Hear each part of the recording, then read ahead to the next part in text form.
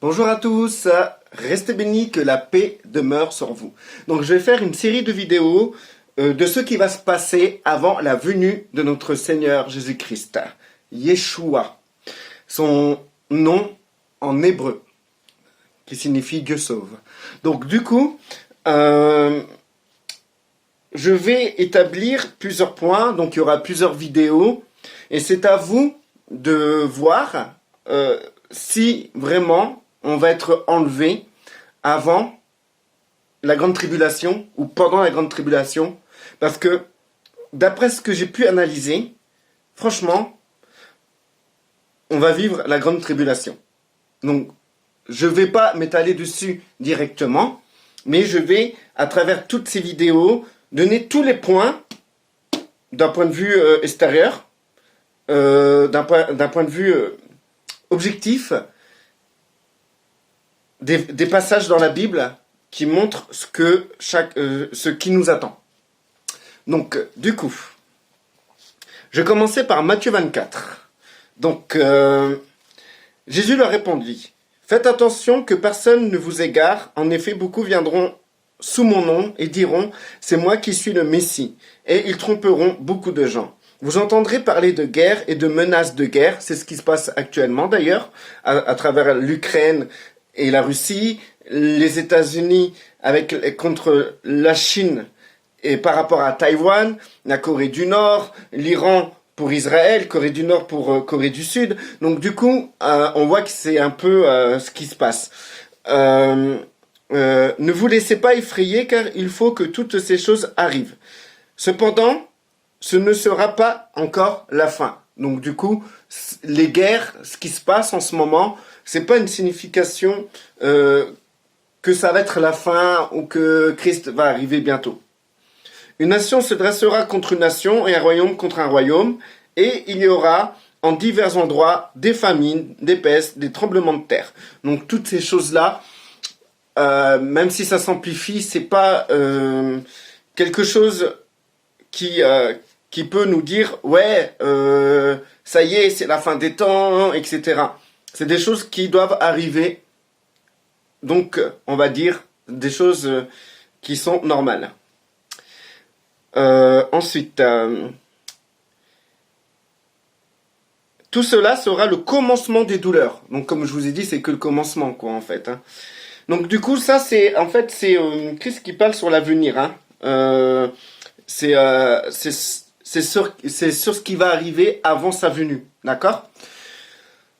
Alors, on vous livrera à la persécution et on vous fera mourir. Vous serez détestés de toutes les nations à cause de mon nom. Beaucoup trébucheront alors, et ils se trahiront, se détesteront les uns les autres. Beaucoup... Alors, ça, c'est un passage dans l'Apocalypse qu'on va voir plus tard, mais qui, justement, qu'on en arrive là, pour que vraiment les enfants de Dieu qui sont en Christ, les gens qui sont en Christ soient détestés dans le monde entier, c'est pas le cas aujourd'hui, on en est loin. Et donc, il va se passer un truc qu'on peut voir dans l'Apocalypse et qui va amener à cette détestation de l'enfant de Dieu. Je dis pas du chrétien, parce que les catholiques ou les témoins de Jéhovah, les évangéliques ou quoi que ce soit, ça reste une religion. Et souvent, ces religions sont un peu adaptées à la société.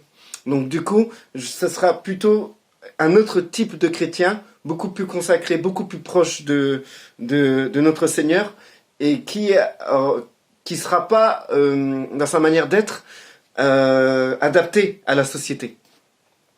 Donc du coup, ensuite, beaucoup de prétendus prophètes surgiront, et ils tromperont beaucoup de gens. À cause de la progression du mal, l'amour du plus grand nombre se refroidira. Mais celui qui persévérera jusqu'à la fin sera sauvé. Cette bonne nouvelle du royaume sera proclamée dans le monde entier pour servir de témoignage à toutes les nations, alors viendra la fin. C'est pourquoi, lorsque vous verrez l'abominable dévastation dont a parlé le prophète Daniel établie dans le lieu saint, que celui qui lit fasse attention. Alors que pareil, l'abominable dévastation, comment dire, celui qu'on appelle Antéchrist, dans l'Apocalypse, il y a plus de détails, pourquoi il va venir, pourquoi il va faire ça, et comment il va faire ça, et dans d'autres versets, parce qu'il y a plein de versets, plein de passages dans la Bible, et je vais tous les faire, qui montrent ce qui va se passer juste avant la venue du Christ. Donc au moment de l'enlèvement. Parce qu'il faut savoir, l'enlèvement, c'est en même temps que l'avènement du Christ. Quand Christ va arriver, c'est là qu'il y aura l'enlèvement. Il n'y a pas d'enlèvement sans l'avènement. Les deux sont un. Donc voilà. Donc du coup, j'en étais là. Alors c'est pourquoi lorsque vous verrez l'abominable dévastation dont a parlé le prophète Daniel établi dans le lieu saint, que celui qui lit fasse attention. Alors que ceux qui seront en Judée s'enfuient dans les montagnes, que celui qui sera sur le toit ne descende pas pour prendre ce qui est dans la maison, et que celui qui sera dans les champs ne retourne pas en arrière pour prendre son manteau.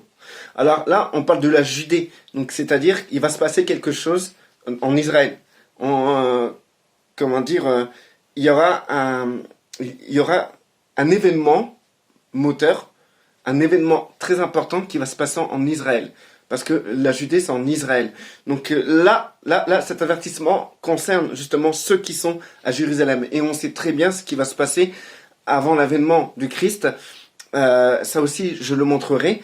Eh ben, les nations vont se retourner contre Israël. Et c'est à partir de là que Christ va descendre. On voit ça dans Zacharie, le dernier chapitre. On va le voir ça aussi, mais dans d'autres vidéos. Là, je lis juste Matthieu 24, d'accord? Matthieu 24, chapitre 24. Donc du coup, et que celui qui sera... Voilà. Malheur aux femmes qui seront enceintes et celles qui allaiteront durant ces jours-là. Donc ça va être une guerre, quoi. Hein, ça va être une sacrée guerre, une guerre assez violente et claire. Et il y a des passages où on peut voir, c'est dans Zacharie encore, dernier chapitre, je pense... De toute façon, on verra ça ensemble. Et ben en fait, Jérusalem sera comment dire, détruite. Ça sera vraiment la guerre, quoi. C'est ça, et c'est là que Christ va arriver. Donc priez pour que votre fuite n'arrive pas en hiver ni un jour de sabbat. Donc on parle de sabbat. Nous les chrétiens, enfants de Dieu, on fait pas le sabbat. Particulièrement, hein, en général, on n'est pas obligé de faire le sabbat parce que c'est les juifs qui, eux, font le sabbat. Parce qu'il faut pas oublier, bon ça aussi c'est un autre sujet que je vais aussi aborder, Dieu n'a pas abandonné le peuple hébreu. Particulièrement le peuple juif. Il n'a absolument pas abandonné ce peuple-là. Ce peuple-là continue à marcher avec la lumière que Dieu leur donne. Et ils pratiquent toujours le sabbat. Donc là, on voit que ça concerne vraiment Jérusalem et l'État hébreu, comme on peut le voir aujourd'hui. Car alors la détresse sera si grande qu'il n'y en a pas eu de pareil depuis le commencement du monde jusqu'à présent, et qu'il n'y en aura jamais plus. Donc ça, pareil, on parle de grande tribulation. Pour moi, la grande détresse, c'est la grande tribulation. Hein, c'est ni plus ni moins ça. Donc du coup, là, on voit très bien que,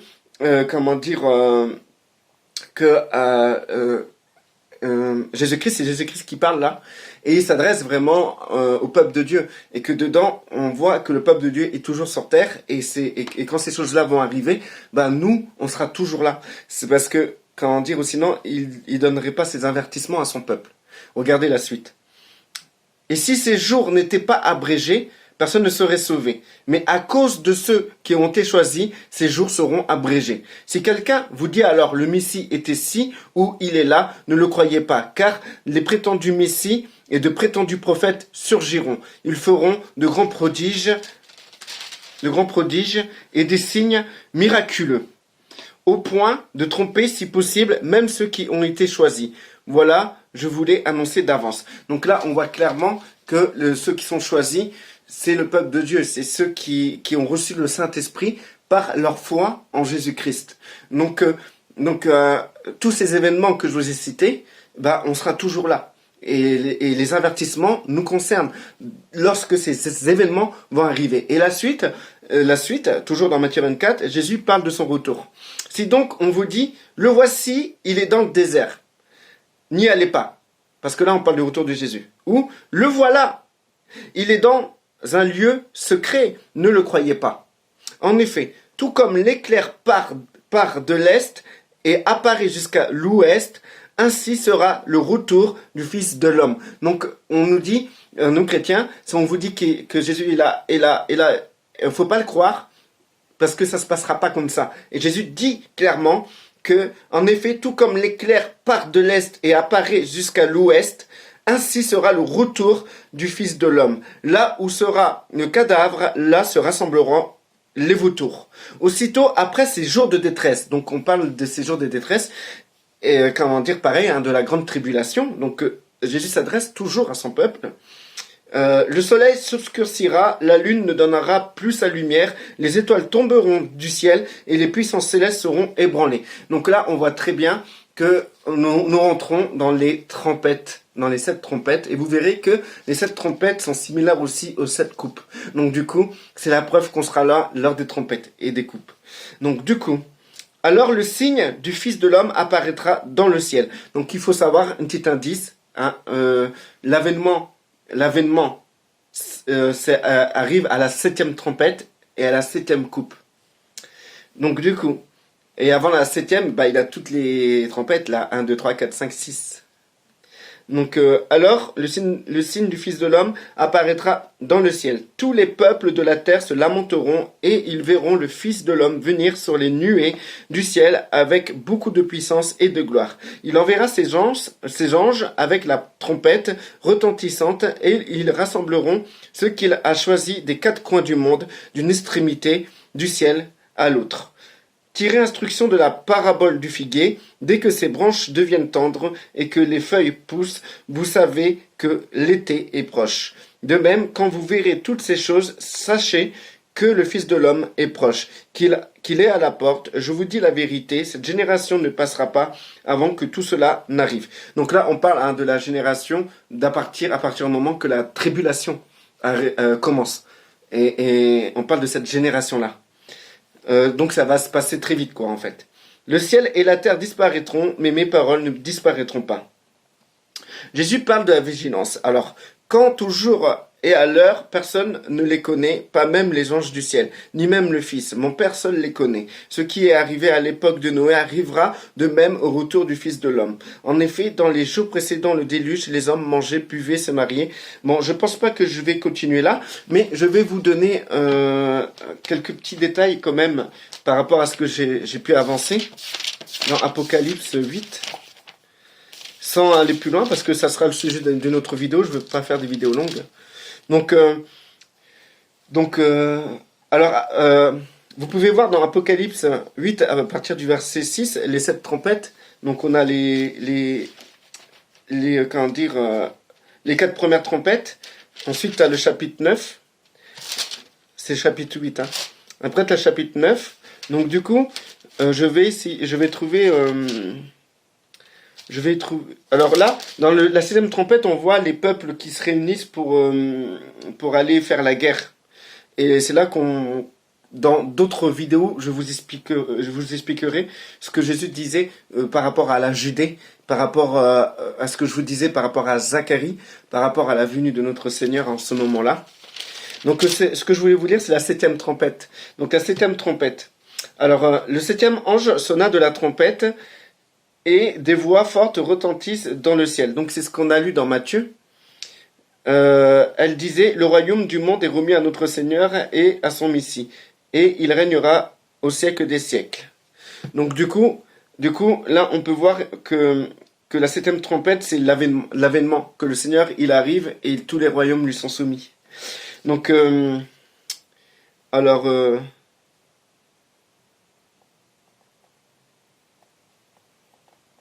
voilà, et là, ça parle aussi à la fin du chapitre. Il y a eu des éclairs, des voix, des coups de tonnerre, un grand tremblement de terre, une forte grêle. Donc je vais vous lire complètement. Les 24 anciens qui étaient assis devant Dieu sur leur trône se prosternèrent, le visage contre terre, et ils adorèrent Dieu, en disant, nous te remercions, Seigneur, de Dieu Tout-Puissant, toi qui es et qui étais, parce que tu as exercé ta grande puissance et établi ton règne. Les nations se sont irritées, mais ta colère aussi est venue. Voici le moment de juger les morts, de récompenser tes serviteurs, les prophètes, les saints et ceux qui craignent ton nom, petits et grands, et de détruire ceux qui détruisent la terre. Alors le temple de Dieu qui est dans le ciel fut ouvert et l'arche de son alliance apparut dans son temple. Il y eut des éclairs, des voix, des coups de tonnerre, un tremblement de terre et une forte grêle. Et ça, on le voit aussi dans les 7 sceaux. Le 6e sceau, c'est là où on voit la venue du Seigneur et on voit les mêmes choses, comment dire, les mêmes signes. Et dans Matthieu 24, pareil, hein, dans Matthieu 24,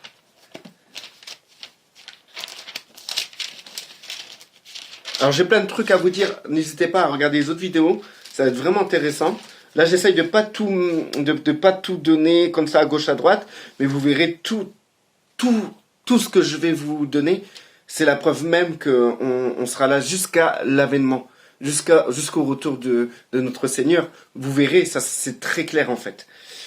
Et je sais que beaucoup de gens, déjà, beaucoup de personnes ne me croient pas parce qu'ils sont à fond, genre on est enlevé avant la grande tribulation. Mais et justement, je vous demande de me répondre par rapport à tout ce que je vais vous donner. Vous allez voir, c'est assez profondant. Tac.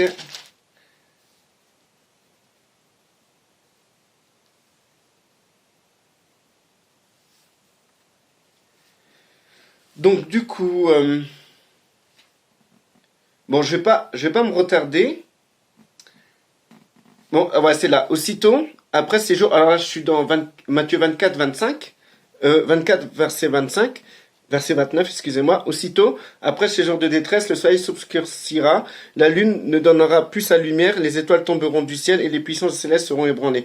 Alors le signe du Fils de l'homme apparaîtra dans le ciel, tous les peuples de la terre se lamenteront et ils verront le Fils de l'homme venir sur les nuées du ciel avec beaucoup de puissance et de gloire. Il enverra ses anges avec la trompette retentissante et ils ressembleront ceux qu'il a choisis des 4 coins du monde d'une extrémité à l'autre. Tire instruction du figuier de la parabole, etc. Donc du coup, c'est pas trop ça que je voulais vous montrer. Donc on va voir les sceaux dans Apocalypse.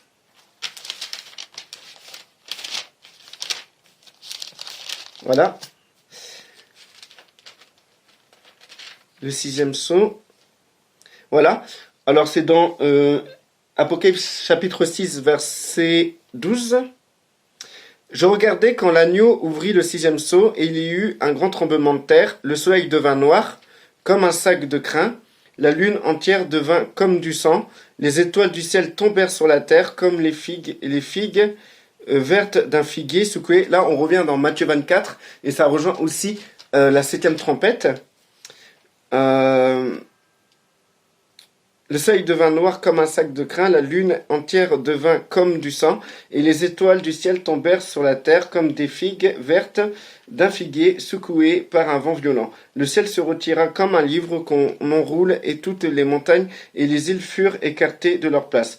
Les rois de la terre, les grands, les chefs militaires, les riches, les puissants, tout esclaves et hommes libres se cachèrent dans les cavernes et dans les rochers des montagnes. Et ils disaient aux montagnes et aux rochers, tombez sur nous et cachez-nous, loin de celui qui est assis sur le trône et loin de la colère de l'agneau. En effet, le grand jour de sa colère est venu, et qui peut résister? Voilà. Ensuite, il y a encore un autre truc. Un autre passage que je voulais vous lire. Voilà. Et le 7e sceau. Quand l'agneau ouvrit le 7e sceau, il y eut dans le ciel un silence d'environ une demi-heure. Puis je vis les 7 anges qui se tiennent devant Dieu. Ah oui, non, ça c'est par rapport aux 7 trompettes. Donc du coup, voilà. Bon, excusez-moi si c'est si ça peut flou. On va dire et tout que c'est du feeling, hein, j'ai tout en tête. Et au fur et à mesure, comment dire, je vous donne les choses. Donc je prépare rien, hein, je fais comme ça a été travaillé depuis des années dans ma tête d'ailleurs, quoi. Et du coup, comment dire, il y a plein de similitudes incroyables qui prouve par A plus B que nous serons là lors de la grande tribulation. Hein. Et, euh, et je sais que c'est pas rassurant. Je pense que beaucoup préféraient être enlevés avant et préféraient cette version d'être enlevés avant la grande tribulation. Mais vraiment, tous les versets là ne trompent pas. Hein. On est vraiment dedans. Hein. Donc ensuite, dans Luc 21, donc on peut voir dans Luc 21, pareil, hein, c'est ressemblant hein, avec la septième trompette, le sixième sceau, même le sixième sceau, Matthieu 24, et là c'est pareil.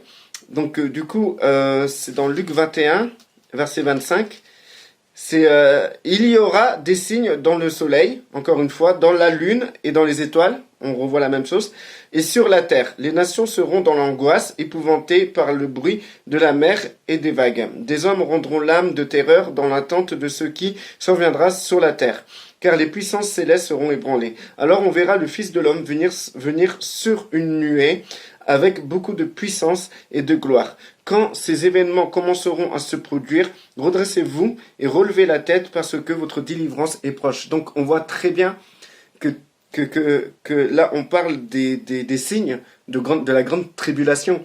Et là on voit la phrase qui nous dit « Quand ces événements commenceront à se produire, redressez-vous et relevez la tête parce que votre délivrance est proche. » Donc il s'adresse à nous. Ça veut dire que nous serons là. Puis il leur dit une parabole. Regardez le figuier, ça je vous ai lu, je vous ai déjà lu. Donc Jésus parle de la vigilance.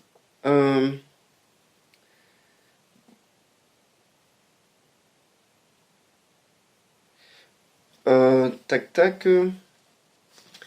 Je vais peut-être vous lire un peu avant. Voilà, Jésus parle de l'avenir, c'est dans Luc 21.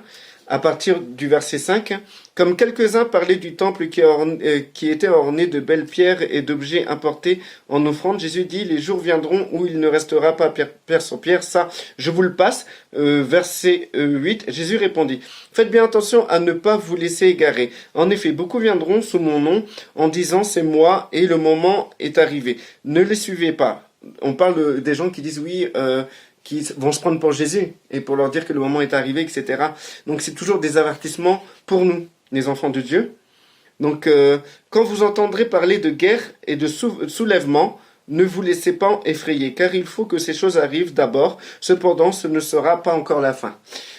Puis il leur dit, une nation se dressera contre une nation, un royaume contre un royaume, il y aura des grands tremblements de terre et en divers endroits, ainsi que des pestes et des famines. Il y aura des phénomènes terrifiants et des grands signes dans le ciel. Donc il y a toujours le ciel, des signes dans le ciel, quoi. Mais ça, je vous le précise parce que dans d'autres vidéos, il y aura plein de trucs. Vous allez fumer de la tête, en fait. Ça sera dans la prochaine vidéo, je vais aller droit au but. Vous allez voir, et ça va être très intéressant. Mais avant tout cela, on mettra la main sur vous. Donc on parle bien de nous, sur vous, et on vous persécutera, on vous livrera aux synagogues, on vous jettera en prison, on vous traînera devant les rois et devant les gouverneurs à cause de mon nom. Cela vous donnera une occasion de témoignage. Donc du coup, ça, je vous expliquerai pourquoi on sera traîné comme ça. Aujourd'hui, les chrétiens, ils sont adaptés à la société. Pourquoi d'un coup ça va changer? Ben, ça sera à cause du chiffre de la bête. On verra ça ensemble. Alors, cela vous donnera une occasion de témoignage. Ça, c'est beau. Hein. Cela vous donnera une occasion de témoignage. Mettez-vous donc dans l'esprit de ne pas préparer votre défense, car je vous donnerai les paroles et une sagesse telle qu'aucun de vos adversaires ne pourra s'y opposer ni les contredire. Magnifique. Vous serez trahis même par vos parents, par vos frères, par vos proches et par vos amis. Et l'on fera mourir plusieurs d'entre vous. Vous serez détestés de tous à cause de mon nom. Mais pas un seul cheveu de votre tête ne sera perdu. Par votre persévérance, vous sauverez votre âme. Lorsque vous verrez Jérusalem encerclée, donc c'est ce que je vous disais, ça va se passer en Judée, à Jérusalem. Avant la venue du Christ, Jérusalem va t'attaquer. Et là, il y a des avertissements qui sont typiquement pour les Juifs qui vivront là-bas. Alors, lorsque vous verrez Jérusalem encerclée par les armées, sachez que sa destruction est proche. Alors que ceux qui seront en Judée s'enfuient dans les montagnes, que ceux qui seront à l'intérieur de Jérusalem en sortent, et que ceux qui seront dans les champs n'entrent pas dans la grande ville, car ce seront des jours de vengeance où s'accomplira tout ce qui est écrit. Malheur aux femmes qui sera enceinte et à celles qui allaiteront durant ces jours-là, car il y aura une grande détresse dans le pays et la colère contre ce peuple, et de la colère contre ce peuple. Là, on parle bien du peuple juif, hein. Ils tomberont sous le tranchant de l'épée, ils seront emmenés prisonniers dans toutes les nations, et Jérusalem sera piétinée par des non-juifs jusqu'à ce que la période accordée aux nations prenne fin. Et là, ensuite, c'est le retour du Christ. Donc du coup, tout va se coordonner, se lier. Vous allez voir, je vous encourage à regarder les autres vidéos. Je vais vous en mettre plein la vue, frères et sœurs. Et vous allez voir, c'est vraiment quelque chose que vous pouvez pas dire non, non, on sera enlevé avant la grande tribulation. Vous verrez que on y sera, et ça c'est clair. Jusqu'à la venue du Christ, on sera sur terre. Bon, que la paix demeure sur vous, et n'hésitez pas à commenter, à partager, et je réagirai sur vos commentaires aussi. Je vous répondrai à vos commentaires peut-être en vidéo. Ça permettra de étaler un peu plus ce que j'avance et d'argumenter un peu plus. Restez bénis, frères et sœurs, que la paix demeure sur vous. À la prochaine vidéo. Et je ferai d'autres vidéos aussi pour exhorter, édifier les frères qui n'ont rien à voir avec ça. Je préciserai, je mettrai des chiffres pour dire 1, 2, 3, 4, pour que les gens puissent suivre dans l'ordre. N'hésitez pas à partager.